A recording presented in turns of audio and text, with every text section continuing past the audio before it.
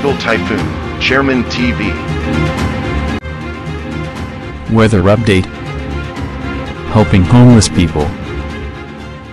Please subscribe.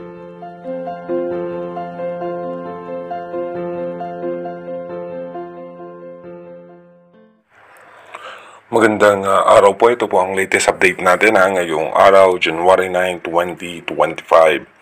Patuloy nga pong nagdudulot ng pagulan sa eastern section ng ating bansa itong shear line sa may eastern Visayas at sa may parte ng Bicol region. Habang yung northeast monsoon naman natin ay patuloy na malakas at ito yung maabot nga po hanggang sa parte ng Metro Manila. Asahan natin yung mga isolated rain shower and thunderstorm, lalong-lalo na nga po sa parte ng Metro Manila at western section ng Luzon. At tayo naman po sa ating advanced weather forecast, patuloy nga po na magpapaulan itong shear line sa may parte ng Visayas at ng Bicol region. At meron nga pong posibleng low pressure area na mabubuo dito nga po sa may parte ng Philippine Sea. Pero sa ngayon nga po, mababa naman ang tsansa niyan na direktang makaapekto sa ating bansa o posibleng maging bagyo as of now. Dito naman po sa ating rain map animation, expected nga po natin mamayang alas 3 ng hapon. Mataas po ang posibilidad ng pagulan sa may Mindanao, sa Visayas, Bicol Region, Mindoro Provinces.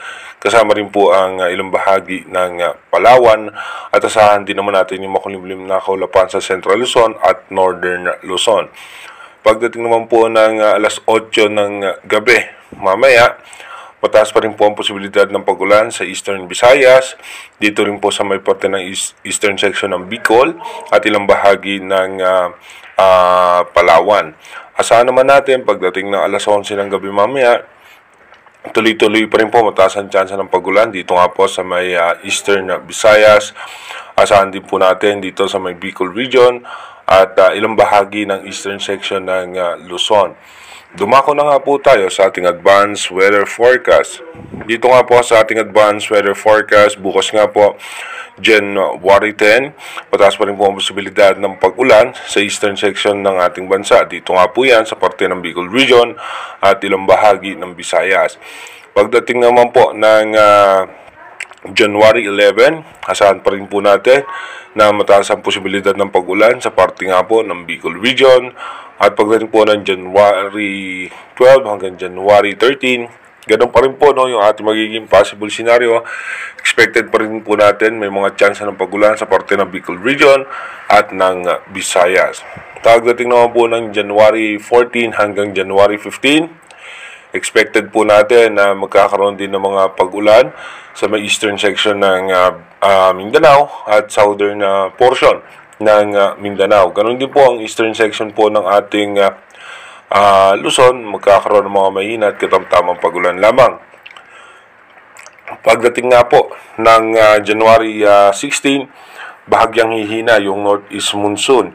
At pagdating naman po ng January 17, dito po mapapansin natin yung northeast monsoon ay umaabot na lamang dito nga po sa may parte ng northern Luzon. At yung easterlies naman, ito naman po ang makaka-apekto sa ating bansa.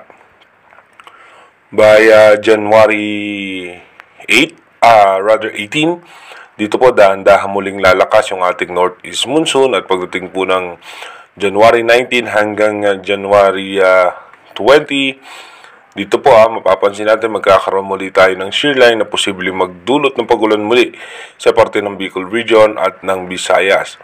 Pagdating naman po ng January 21 hanggang January 22, expected pa rin po natin yung shear line magpapaulan pa rin sa Bicol region.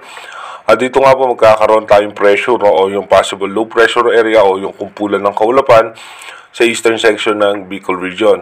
Pero pagdating naman po ng January 23, ito po'y palayo, Ito po'y pupunta rito sa may parte ng Philippine Sea at as low pressure area, pero hindi natin inaalis yung posibilidad na mag-develop po ito into tropical depression, pero hindi naman po ito tatama sa ating bansa dahil yung kanyang direksyon ay posibleng palabas po yan ng ating Philippine Area of Responsibility.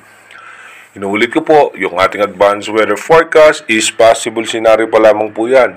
Malaki pa rin po ang tsansa na magbago po lahat yan.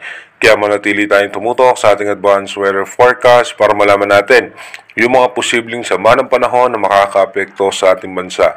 Mag-iingat po tayo palagi. God bless po sa ating lahat.